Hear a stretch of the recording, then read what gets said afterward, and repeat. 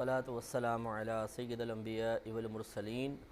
اما بعد فاعوذ باللہ من الشیطان الرجیم بسم اللہ الرحمن الرحیم۔ الحمدللہ الہادی پروگرام میں نکاح کے موضوع پر ہم کلام کر رہے تھے اور سورہ نساء کی آیت نمبر 23 اور 24 پر ہمارا کلام چل رہا تھا کہ اللہ تبارک و تعالی نے کچھ عورتوں سے نکاح کو ہمیشہ کے لیے حرام قرار دیا ہے، اور ان میں ایک تفصیل ہے جو بڑی طویل آیت مبارکہ میں اللہ تعالیٰ نے ایک ساتھ ذکر فرمائی ہے۔ ارشاد ہوتا ہے کہ حرمت علیکم امہاتکم، حرام کر دی گئیں تم پر تمہاری مائیں۔ یہ امہات جو ہے امن جو ہے یہ ماں کو کہتے ہیں اور اس کا حقیقی معنی تو وہ ماں ہوتی ہے جس کے بطن سے ہم پیدا ہوئے ہیں، جس کے پیٹ میں ہم 7 مہینے 8 مہینے یا 9 مہینے رہے ہیں۔ لیکن مجازی طور پر اس کا اطلاق دادی اور نانی پر بھی ہوتا ہے، یعنی انہیں بھی کہہ دیتے ہیں، کیونکہ کا ایک معنی ماں ہے اور ایک معنی اصل بھی ہوتا ہے کہ جو ہماری اصل بنے۔ اس اعتبار سے ماں ہماری اصل ہوتی ہے، نانی بھی ہوتی ہے، دادی بھی ہوتی ہے۔ اصل مینز جڑ، کہ جڑ سے پھر تنا نکلتا ہے، پھر شاخیں ہوتی ہیں، تو چونکہ اگر ہمارے بڑے نہ ہوتے تو پھر ہم بھی نہ ہوتے ایک طرح سے، تو اس لیے ان کو اصل سے تعبیر کرتے ہیں اور لفظ اس پر دلالت کر رہا ہے۔ لہذا اگر کوئی آپ سے کہے کہ جو قرآن سے دادی اور نانی کا حرام ہونا آپ ثابت کر دیں تو اس آیت سے ہم ثابت کر سکتے ہیں۔ اور اس سے یہ بھی معلوم ہوا، اور بہت توجہ طلب بات ہے، کہ بعض چیزیں قرآن پاک میں براہ راست ثابت نہیں ہوں گی۔ جیسے ایک شخص آپ سے دعویٰ کرے، آپ سے مطالبہ کرے کہ آپ ہمیں قرآن سے دادی اور نانی سے نکاح کی حرمت بالکل صراحتاً ثابت کر کے بتائیں کہ دادی کا لفظ کہا ہو، نانی کا لفظ کہا ہو، تو یقیناً آپ نہیں دکھا سکیں گے۔ لیکن جس طریقے سے یہاں پر میں نے ایک تفصیل بیان کی کہ ایک لفظ کا ایک حقیقی معنی ہوتا ہے، ایک مجازی معنی ہوتا ہے، اور بعض اوقات جب قرآن عظیم میں کوئی لفظ ذکر کیا جاتا ہے تو وہ اپنے حقیقی اور مجازی دونوں طرح کے معنی کو شامل ہوتا ہے۔ بعض اوقات صرف حقیقی معنی کو شامل ہوتا ہے، بعض اوقات صرف مجازی معنی کو شامل ہوتا ہے، جس سے اس تفصیل سے ایک نتیجہ مزید یہ نکلا کہ عام انسان قرآن عظیم کا ترجمہ پڑھ کر صحیح فیصلہ نہیں کر سکتا ہے، یا کوئی عربک تھوڑی بہت جانتا ہے لیکن دیگر علوم نہیں جانتا، تو وہ قرآن عظیم سے صحیح مسئلے کبھی نہیں نکال سکتا۔ اس کے لیے علماء کی ہی ضرورت ہے کہ جو بتائیں گے کہ قرآن عظیم میں کس مقام پر کون سا لفظ کس معنی میں استعمال ہوا ہے۔ دوسرا فرمایا وَبَنَاتُكُمْ، اور حرام کر دی گئیں تم پر تمہاری بیٹیاں۔ تو بنت کا اطلاق حقیقی طور پہ جو ہمارے نطفے سے سمجھ لیں پیدا ہوتی ہے بچی، وہ ہماری بیٹی کہلاتی ہے، اور اس کو حقیقی بیٹی بھی کہتے ہیں، سگی بیٹی بھی اس کو کہتے ہیں، اور پھر اس بیٹی سے آگے جتنی بیٹیاں ہوں گی وہ سب بھی اس میں شامل ہیں۔ انہیں مجازی طور پہ بیٹی کہہ دیتے ہیں، اس طرح بیٹے کی بیٹی کو یعنی پوتی کو بھی ہم کہہ دیتے ہیں جی میری بیٹی ہے۔ ایسی عربوں کے اندر تھا کہ مجازاً حقیقتاً بنت کا اطلاق سگی بیٹی پر ہوتا ہے، لیکن مجازاً نواسی اور پوتی پر بھی ہو جاتا ہے، تو وہ بھی اس میں شامل ہیں۔ وَأَخَوَاتُكُمْ، اور تمہاری بہنیں، بہنوں میں سگی بہنیں بھی ہیں، اور اگر ایسا ہے کہ والد صاحب نے کوئی اور شادی کر لی ہے پھر ان کے ہاں اولاد لڑکی پیدا ہوئی، مثلاً یہ ایک طرح سے ستیلی بہن کہلائے گی کیونکہ ستیلی ماں کی اولاد ہے، لیکن اس بہن سے بھی نکاح نہیں ہو سکتا ہے۔ لیکن جیسے میں نے آپ کو بتایا تھا کہ اگر یہ ایک اصول یاد رکھیے گا کہ اگر کسی لڑکی کے ماں باپ بالکل علیحدہ ہوں اور لڑکے کے ماں باپ بالکل علیحدہ ہوں، اس لڑکا لڑکی کا آپس میں نکاح ہو سکتا ہے، چاہے کتنے ہی قریب آ چکے ہوں۔ مثال کے قریب آنے سے مراد یہ ہے، مثال کے طور پر جیسے ہم نے بتایا تھا کہ ایک شخص ہے، اس کی بیوی ہے، ان کے ہاں ایک لڑکا پیدا ہوا، پھر اس شخص کی بیوی فوت ہو گئی۔ ادھر ایک جوڑا ہے، مرد عورت ہیں، ان کے ہاں ایک بیٹی پیدا ہوئی اور یہاں آدمی کا انتقال ہو گیا، پھر اس عورت نے اس مرد سے نکاح کر لیا، اب اس کا بیٹا ہے اور اس کی بیٹی ہے، لیکن آپ غور کریں لڑکے کے والدین کیا لڑکی کے والدین ہیں؟ کوئی ان میں سے ایک ہو، باپ یا ماں شریک ہو، نہیں ہے۔ اس طرح لڑکی کے ماں باپ اس لڑکے سے کوئی تعلق نہیں رکھتے، تو لہٰذا ان کے ماں باپ نے آپس میں نکاح کیا، اور یہ لڑکا لڑکی بھی آپس میں نکاح کر سکتے ہیں۔ حالانکہ آپ اگر عرفی اعتبار سے دیکھیں تو انہیں ایک دوسرے کے لیے ستیلا بھائی بہن کہیں گے کہ بھئی تم یعنی لڑکے کی وہ ستیلی ماں اور لڑکی کا یہ ستیلا باپ، اس اعتبار سے ان دونوں کی یہ اولاد ایک دوسرے کے لیے ستیلے بھائی بہن اگر دیکھا جائے تو، لیکن اصل جو میں نے قاعدہ اور اصول آپ کو بتایا کہ اگر دونوں کے ماں باپ بالکل علیحدہ علیحدہ ہوں تو آپس میں نکاح ہو سکتا ہے، اور اگر باپ ایک ہو دونوں کا یا ماں دونوں کی ایک ہو تو پھر نہیں ہو سکتا۔ وَأَخَوَاتُكُمْ اور تمہاری بہنیں، وَعَمَّاتُكُمْ اور تمہاری پھوپھیاں، یہ ہماری سگی پھوپھی یا والد کی پھوپھی سب اوپر تک اس میں شامل ہوتے ہیں۔ وَخَالَاتُكُمْ اور تمہاری خالائیں یعنی والدہ کی بہن۔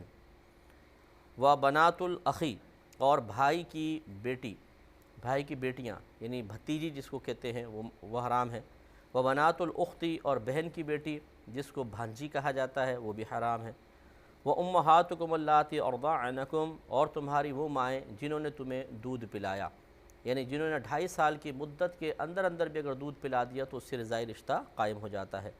وَأَخَوَاتُكُمْ مِنَ الرِّضَاعَةِ اور تمہاری بہنیں جو رضاعت سے ہیں، یعنی جس عورت کا ہم نے دودھ پیا، مثلا وہ والدہ نہیں ہے، کوئی خالہ ہیں، پھوپھی ہیں، چچی ہیں، جس عورت کا ہم نے دودھ پیا ان کی جتنی بچیاں وغیرہ ہوں گی وہ ہم پر حرام ہو جائیں گی، کیونکہ وہ بھی اس دودھ میں شریک ہوئی ہیں تو ہماری دودھ شریک بہنیں کہلائیں گی۔ اور جس طریقے سے نسب کے اعتبار سے سگی بہن سے نکاح کرنا حرام ہے، اسی طرح رضاعت کے اعتبار سے رضائی بہن سے نکاح کرنا بھی حرام ہو جاتا ہے۔ اور اگلا مسئلہ آپ کو بتایا تھا کہ بعض وقت ایسا ہوتا ہے کہ ایک عورت سے ہم نکاح کرتے ہیں اور وہ پہلے سے مطلب کسی شوہر کی اس کے پاس ایک اولاد ہوتی ہے، مثلا لڑکی ہے اور جوان لڑکی ہے مثال کے طور پر، اب ہمارا اس سے نکاح ہوا، اگر صرف نکاح ہوا ہے ابھی رخصتی نہیں ہوئی اور مثلا طلاق دے دی اس عورت کو تو اس کی بیٹی سے نکاح ہو سکتا ہے، لیکن اگر اس عورت سے تعلق قائم ہو گیا، تعلق جسمانی قائم ہو گیا تو اس کے بعد پھر اس کی لڑکی سے نکاح نہیں ہو سکتا۔ اسی چیز کو اللہ تعالیٰ بیان فرماتا ہے۔ اور یاد رکھیں کہ ایسی جو بچیاں جو مطلب کسی اور باپ کی ہیں لیکن ماں کی وجہ سے ادھر آ گئی ہیں انہیں ربیبہ کہتے ہیں، اور ان کی جمع ربائب ہوتی ہے۔ تو اللہ تعالیٰ نے فرمایا وَرَبَائِبُكُمُ اللَّاتِي اور تمہاری ربیبہ لڑکیاں وہ جو فی حجورکم تمہاری پرورش میں ہیں، من نسائکم تمہاری ان عورتوں کی طرف سے، اللاتی دخلتم بہن کہ جن سے تم دخول کر چکے ہو، یعنی جن سے تم تعلق قائم کر چکے ہو، ان کی بچیاں جو ربیبہ تمہاری کہلاتی ہیں ان سے نکاح نہیں ہو سکتا۔ تو دخول کی قید کی وجہ سے نکاح نہیں ہو سکتا، لیکن فَإِن لَمْ تَكُونُوا دَخَلْتُمْ بِهِنَّ پھر اگر تم نے ان سے ابھی تعلق جسمانی قائم نہیں کیا ہے تو فَلَا جُنَاحَ عَلَيْكُمْ تو پھر تم پر کوئی گناہ کوئی حرج نہیں ہے۔ اس سے معلوم ہوا کہ دیکھیں یہ نکاح اور طلاق کے مسائل عقل سے حل نہیں ہو سکتے، کہیں پر کیا قید ہے، کہیں پر کیا شرط لگا دی گئی ہے، کہیں پر کسی چیز کو کسی خاص وجہ سے یا خاص سبب سے جائز اور خاص سبب سے حرام فرما دیا، کہیں پر حلال فرما دیا، تو یہ ہم مطلب از خود فیصلہ نہیں کر سکتے ہیں۔ اس لیے وہ بھائی بہن جو نکاح کرتے ہوئے اپنی عقل لڑا دیتے ہیں یا خصوصاً طلاق کے معاملے میں اپنی عقل سے کام لینے کی کوشش کرتے ہیں، یہ غلط ہے۔ ہمیشہ جو فقہ میں ماہر لوگ ہوں ان سے ہی مسئلہ معلوم کریں تاکہ غلطی کے امکانات ختم ہو جائیں۔ وَحَلَائِلُ أَبْنَائِكُمْ اور تمہارے بیٹوں کی بیویاں یعنی بہویں، تو جس طرح بیٹے پر باپ کی منکوحہ حرام ہوتی ہے ایسے ہی باپ پر بیٹے کی بیوی بھی جس کو بہو کہتے ہیں حرام ہے۔ الَّذِينَ مِنْ أَصْلَابِكُمْ تمہارے وہ بیٹے جو تمہارے اصلاب سے ہیں، تمہاری صلب سے ہیں، تمہاری پشت سے ہیں، یعنی گویا کہ تمہاری نسل سے ہیں، تمہارے حقیقی بیٹے۔ تو یہاں پر منہ بولے بیٹے کو خارج کرنا مقصود ہے، اس کو متبنہ کہتے ہیں کہ اس سے نکاح اس کی بیوی سے نکاح ہو سکتا ہے۔ مثلا اگر کسی کو جیسے لے پالک بچے ہوتے ہیں، پال لیتے ہیں، اڈاپٹ کر لیتے ہیں، پال لیا، اب وہ بچہ جوان ہو گیا، اس کی شادی کر دی گئی اور وہ فوت ہو گیا، تو کیا جس آدمی نے لے کے اس کو پالا اور ساری زندگی اس کو بیٹا بیٹا بیٹا کہتا رہا، کیا اس کی بیوی سے نکاح کر سکتا ہے کہ نہیں؟ تو شرعی اعتبار سے بالکل کر سکتا ہے، کیونکہ یہ اس کا حقیقی بیٹا نہیں تھا، منہ بولا بیٹا تھا۔ تو اس لیے یہ قید لگا دی کہ تمہارے وہ بیٹے جو تمہاری پشت سے ہیں یعنی تمہاری نسل سے ہیں، تمہارے سگے بیٹے، ان کی بیویاں تم پر حرام ہیں۔ وَأَن تَجْمَعُوا بَيْنَ الْأُخْتَيْنِ اور یہ بھی کہ تم جمع کرو دو عورتوں کو، دو بہنوں کو ایک ساتھ نکاح میں، یہ بھی حرام ہے۔ اس میں بھی ہم نے بتایا تھا آپ کو کہ ایک ساتھ اگر دونوں سے نکاح کیا تو کسی سے بھی نہیں ہوگا، اور اگر بالترتیب کیا کہ پہلے ایک بہن سے کر لیا پھر دوسرے سے کیا تو پہلا نکاح صحیح ہے، دوسرا نہیں ہو سکتا ہے۔ إِلَّا مَا قَدْ سَلَف اللہ تعالیٰ فرماتا ہے کہ جو ہم نے سب حرام چیزیں، حرام عورتیں بیان کی کہ ان سے تمہارا کبھی بھی نکاح نہیں ہو سکتا ہے، تو ان سے نکاح حرام ہے، الا ما قد سلف، مگر جو پہلے گزر گیا اس کا گناہ تم پر نہیں ہے، اس پہ مطلب اسلام سے چونکہ پہلے کے معاملات تھے اور اسلام لانے کے بعد پہلے کے سارے معاملات معاف ہوتے ہیں، لہٰذا جو گزر گیا، لیکن اب اس میں احتیاط کریں۔ ان اللہ کان غفور رحیمہ، بے شک اللہ تبارک و تعالیٰ بہت بخشنے والا مہربان ہے۔ مزید ارشاد فرمایا والمحصنات من النساء، اور شادی شدہ عورتیں، یعنی عورتوں میں سے جو شادی شدہ ہیں، یعنی کسی اور مرد کے نکاح میں ہیں، ان سے بھی تم نکاح نہیں کر سکتے ہو۔ تو یہ بھی اچھی طریقے سے یاد رکھیں کہ جب تک لڑکی کسی اور مرد کے، عورت یعنی کسی اور مرد کے نکاح میں ہے، کسی سے اس کا نکاح نہیں ہو سکتا۔ لیکن یہاں تھوڑی سی تفصیل ہے اور وہ بہت توجہ طلب بات ہے۔ اس طرح کے کیسز ہمارے پاس کئی آئے ہیں کہ مثال کے طور پر ایک شخص ہے، وہ ایک عورت کو پسند کرتا ہے یا پہلے پسند کرتا تھا، لیکن اس کی شادی اس سے نہ ہو سکی اور لڑکی نے کسی اور شخص سے شادی کر لی۔ اب یہ شخص چاہتا ہے کہ اس سے اس کو طلاق مل جائے اور مجھ سے نکاح ہو جائے۔ پہلے وہ ہمت نہیں کر سکا، پہلے کوشش نہیں کی، لیکن اب گھر برباد کر کے اپنا گھر آباد کرنے کی کوشش میں وہ مطلب مصر ہو جاتا ہے۔ اب وہ یقینی سی بات ہے کہ دوسرا شخص کیوں طلاق دینے لگا، تو پھر ایسے بھی کیسز سامنے آئے کہ وہ لڑکی چلی جاتی ہے کورٹ میں اور جا کے جج سے کہتی ہے کہ جی میں اس شخص کے ساتھ نہیں رہنا چاہتی ہوں، آپ میرے سیپریشن کروا دیں، یعنی اس کو خلا کہتے ہیں وہ لوگ، لیکن اصل میں یہ فسخ نکاح ہوتا ہے، یعنی میرے نکاح ختم کرا دیں۔ اچھا عذر کچھ بھی نہیں ہے، وہ اچھا صحیح ہے، شوہر خرچہ بھی دے رہا ہے، سب کچھ ہے، نہیں وہ اس سے نکاح کرنا ہے۔ لیکن یہ اکثر ایسے ہوتا ہے کہ جب اس قسم کے کیسز کورٹ میں جاتے ہیں تو جو معذرت کے ساتھ کہ جو وکلاء ہوتے ہیں بعض اوقات جو کیس لیتے ہیں ہاتھ میں، وہ وکیل لڑکی کو کہتے ہیں کہ تمہارا کیس کمزور ہے، ایسے تمہیں نہیں ملے گی طلاق، تو تم تھوڑا سا شوہر پر الزام لگاؤ،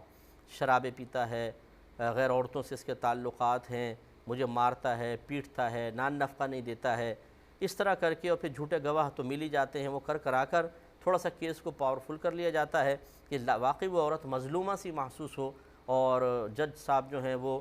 گواہوں کی مطلب روشنی میں، گواہوں کی گواہی کی روشنی میں اس کے حق میں فیصلہ کر دیں۔ اب اس میں ہوتا یہ ہے کہ وہ شوہر کو ایک نوٹس بھیجتے ہیں کورٹ، دوسرا بھیجا، تیسرا بھیجا۔ اب یقینی سی بات ہے کہ اگر ایک آدمی غیرت مند ہے بیچارہ، وہ کیا کورٹ میں جائے اور کیا جا کے وہ فیس کرے لوگوں کو، تو بہت سے نہیں جاتے ہیں۔ نتیجہ نکلتا ہے کہ 3-4 نوٹس کے بعد جج جو ہیں وہ نکاح کو کہتے ہیں بے ختم ہو گیا تمہارا نکاح اور تم دوسرے شخص سے نکاح کر سکتی ہو، وہ عدت گزار کے دوسرے سے نکاح کر لیتی ہے۔ تو یہ ایک تفصیل میں نے آپ کو بتائی۔ تو خلاصہ کلام یہ ہے کہ جب کوئی صحیح عذر نہ ہو،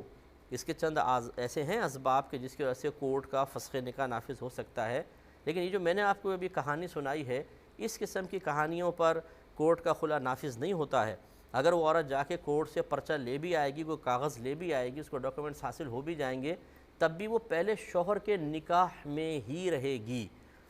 لہٰذا جب پہلے شوہر کے نکاح میں ہے تو اب یہ کہ عدت کا ڈرامہ کرنا اور پھر دوسرے شخص سے نکاح کر لینا، نہ عدت ہے اور نہ یہ نکاح ہوگا۔ اگر ساتھ رہیں گے تو پھر کیا ہوگا وہ آپ خود سوچ لیجئے کہ وہ کسی اور کی منکوحہ ہے اور کسی شخص کے ساتھ رہے تو کیا انجام ہوگا۔ اور اس قسم کے کیسز آج کل ہو رہے ہیں کہ مطلب لڑکیاں چلی جاتی ہیں، شوہروں کے اوپر الزام لگا کر اس طرح کر لیتی ہیں۔ تو کوئی بہنیں برا بھی نہ مانے جو ہمیں سن رہی ہیں، لیکن بعض اوقات میڈیا پر بھی خاص طور پر مرد کے قصور تو بہت زیادہ دکھائے جاتے ہیں۔ جی انہوں نے بلیک میل کر لیا، اس نے کڈنیپنگ کر لی، اس نے یہ کر لیا، اس نے وہ کر لیا، یہ مارتا پیٹتا ہے، یہ نان نفقہ نہیں دیتا ہے، اس نے 2 بیویاں کر لی، اب ان میں عدل و انصاف نہیں کرتا ہے۔ بالکل میں کہتا ہوں 99.99% مردوں کا یہ قصور ہوگا، لیکن اونلی 0.1% تو کم از کم یہ مان لیا جائے کہ عورت بھی قصوروار ہوتی ہے، اور اتنی ظالمانہ کارروائیاں ہوتی ہیں صنف نازک کی کہ ویسے صنف نازک ہے، لیکن اتنی یعنی ظالمانہ کارروائیاں کہ بس اللہ تعالیٰ رحم فرمائے کہ ایسے ایسے کیسز ہمارے سامنے آتے ہیں کہ انسان سر پکڑ کے بیٹھ جائے، اور اتنی یعنی خود غرضانہ حرکتیں ہوتی ہیں جس سے کوئی انتہا نہیں۔ یعنی ایسے ایسے کیسز کہ کسی کا نکاح ہو گیا، کسی کے ساتھ نکاح ہو گیا ہے اور تیسرے دن ہی گھر سے راہ فرار، جس کے ساتھ تعلق تھے گھر سے راہ فرار، کورٹ میں جا کے وہ کاغذ لے کے نکاح کر کے ساتھ رہ رہے ہیں۔ تو اب یہ نہ ماں باپ کی عزت کا خیال، کیا مرد کی عزت نہیں ہوتی ہے اس کے پاس سے جب وہ چلی جائے گی تو ان کا بھی، مرد کا بھی تو پورا خاندان ہوگا نا، کس طرح لوگ آ کے پوچھیں گے بھائی تمہاری بیوی کہاں چلی گئی، کہاں بھاگ گئی، کیا ہو گیا؟ لوگوں کی تو کیسی عادت ہے آپ کو معلوم ہے۔ تو اب یہ کتنی اذیت میں مبتلا ہو، ماں باپ کتنی شرم میں مبتلا ہوں، ہماری نفسانی خواہش پوری ہونی چاہیے، اور فلم کا ایک سین کمپلیٹ ہونا چاہیے کہ ہیرو ہیروئن مل گئے اور یہ ہنسی خوشی رہ رہے۔ تو اس قسم کی حرکات کر کے پھر یہ سوچنا کہ شاید ہم دنیا اور آخرت کی خوشیاں حاصل کر لیں گے، ایسا کبھی بھی نہیں ہو سکتا ہے۔ ہم نے یہ دیکھا ہے کہ ایسے لوگ ذلیل ہو جاتے ہیں، خوار ہو جاتے ہیں، اور ایسی بیماریوں میں مبتلا ہوتے ہیں، ایسی نافرمان اولاد ان کی پیدا ہوتی ہے کہ بس نہ دنیا میں سکون ملتا ہے اور آخرت کی تو بربادی ہے ہی ہے۔ تو اس لیے اگر کوئی ایسے افراد ہمیں سن رہے ہوں تو غصہ ہونے کے بجائے، ناراض ہونے کے بجائے، آپ اگر کوئی حرکت کریں گے تو ہماری صحت پہ کیا فرق پڑے گا؟ ہم تو صرف آپ کو سمجھا رہے ہیں، نبی کریم صلی اللہ علیہ وسلم کے ایک نائب ہونے کی حیثیت سے آپ کی خدمت میں گزارش کر رہے ہیں کہ یہاں کی یہ شرارتیں اور یہاں کے یہ خود غرضانہ فیصلے اور یہاں کی اس طرح کی غیر شرعی حرکات شاید تھوڑا بہت وقتی سکون دلا دیں، لیکن اس کے بعد جو تکلیفوں کا لامتناہی سلسلہ ہے، اور پھر میدان معاشر میں آپ کو بتا دوں کہ یہ تو ہم سمجھتے ہیں نا، یہ بڑا پیار ہے، بڑی محبت ہے، بڑا ایک دوسرے کے ساتھ لگاؤ ہے، یہی ہوں گے میدان معاشر میں جو ایک دوسرے کے منہ پہ تھوک رہے ہوں گے نفرت کے ساتھ، اس لیے کہ وہاں ساری دوستیاں ختم ہو جائیں گی۔ قرآن فرما رہا ہے دوستیاں جو ناجائز رشتے ہیں، ناجائز دوستیاں ہیں، ناجائز تعلقات ہیں، غلط مطلب معاملات میں ایک دوسرے سے تعاون ہے، وہ چاہے سیاسی اعتبار سے تعاون کیا ہو، ایک کرمنل نے دوسرے کرمنل کے ساتھ کیا ہو، دوستوں نے لوٹ مار کی ہوں، لیکن جب یہ وہاں پہنچیں گے تو ایک دوسرے کے اتنے دشمن بن جائیں گے کچھ انتہا نہیں، کہ شکلوں سے نفرت کریں گے اور لعنتیں کریں گے ایک دوسرے کے اوپر۔ یہ کہے گا تم نے مجھے مروایا، اور یہ کہے گی کہ تو نے مجھے مروایا، اور ایک دوسرے کی شکل تک دیکھنا نہیں چاہیں گے، اور ان دونوں کو اٹھا کے اگر اللہ تعالیٰ ناراض ہوا تو جہنم میں پھینک دیا جائے گا۔ تو ایسی محبت کا کیا فائدہ کہ جو دنیا میں بھی بے سکون رکھے، اور پھر میدان محشر کے اندر وہ یہی دونوں ہیرو ہیروئن ہوں گے جو ویلن کا کردار ادا کرنا شروع کر دیں گے، ایک دوسرے کی شکل سے نفرت ہو جائے گی۔ ایسی محبت کا کوئی فائدہ نہیں ہے۔ شریعت کو معمولی سمجھنے والا ہمیشہ نقصان کا شکار ہوگا۔ اللہ تعالیٰ سے دعا ہے کہ رب کریم جو کچھ سنا اس کو ذہن میں محفوظ رکھنے کی توفیق عطا فرمائے، آمین۔ وآخر دعوانا